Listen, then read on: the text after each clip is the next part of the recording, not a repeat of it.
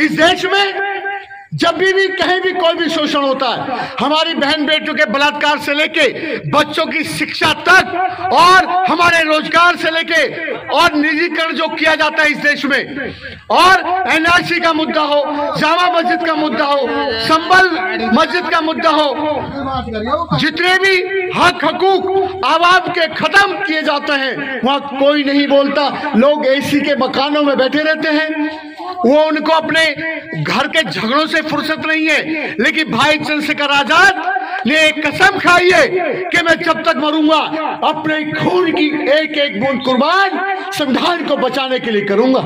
ऐ मेरे देश के लोगों, ऐ मेरे हापुड़ के लोगों, क्या ये आपकी जिम्मेदारी नहीं है? मैं जानता हूं आप बहुत जिम्मेदार लोग हैं। हापुड़ के लोगों ने क्रांति की है बीपी मौर्य साहब के साथ मिलकर, और जब दलित सेना पासवान जी बना रहे थे तब भी हापुड़ के लोग ही उनके साथ खड़े हुए थे।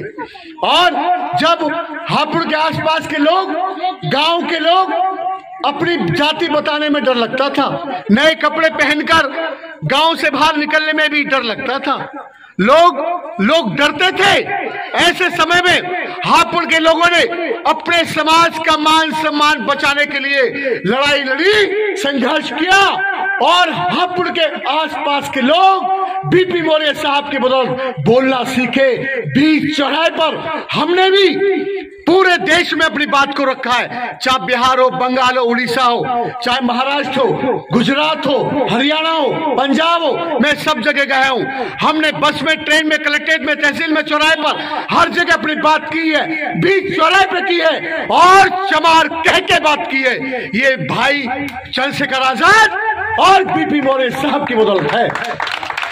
आपने देखा इटावा में हमारे समाज के लोगों ने विरोध कर दिया कलश यात्रा का, क्योंकि उन्होंने 14 अप्रैल बाबा साहब की जयंती निकालने का विरोध किया था।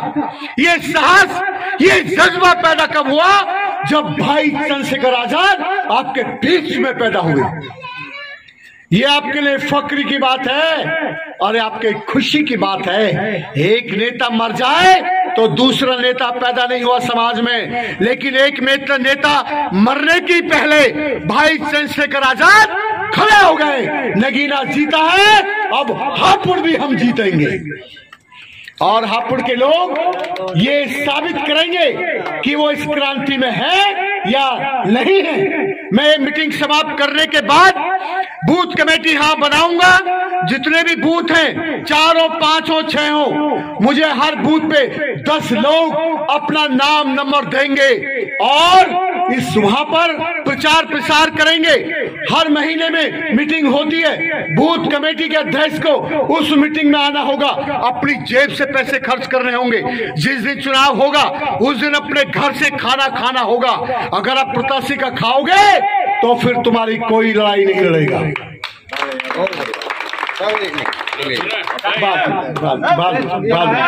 बाद में भाई प्लीज, बाद में मैं आपकी पीड़ा सुनूंगा। मैं आपकी पीड़ा सुनूंगा भाई साहब, मैं आप ही के लिए आया हूँ। हमारे समाज के लोगों को टारगेट किया जाता है। निकम्मे निकृष्ट भ्रष्ट लोग जो हैं हमारे समाज में, जो जागरूक लोग होते हैं, उन्हीं के कंधे पे हाथ रखते हैं। हाथ रख के फ्री की दारू से पिलाते हैं। फिर 4 दिन जब फ्री की पीता है, पूरी जिंदगी अपने बच्चों का भविष्य पीता है, अपने बच्चों के मकान पीता है, अपने बच्चों की शिक्षा पीता है, अपनी बीवी का सुख चैन पीता है, और समाज में अपना सम्मान पी जाता है।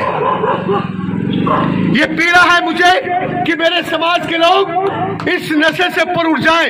ये पीड़ा है मुझे मेरे समाज के लोग पाखंड से ऊपर उठ जाएं। मुझे पीड़ा है मेरे समाज के लोगों ने जैसे क्रांति की है और अपनी बराबरी को छीन के प्राप्त किया है, वैसे ही मेरे समाज के लोग मानवतावादी व्यवस्था में जो ऐसी सरकार जो संविधानवादी हो, ऐसी सरकार जो संविधान को पूरी तरह लागू करती हो, ऐसी संविधान के साथ ऐसी सरकार बनाने वाले लोगों के साथ संघर्ष करें और एक अच्छे भारत का निर्माण करें, जहां पे कोई ऊंचा ना हो, कोई नीचा ना हो, कोई छोटा ना हो, कोई बड़ा ना हो, कोई लैंड लॉर्ड ना हो, कोई लैंड लेस ना हो, कोई खा का ना मरे और कोई भूखे पेट ना मरे।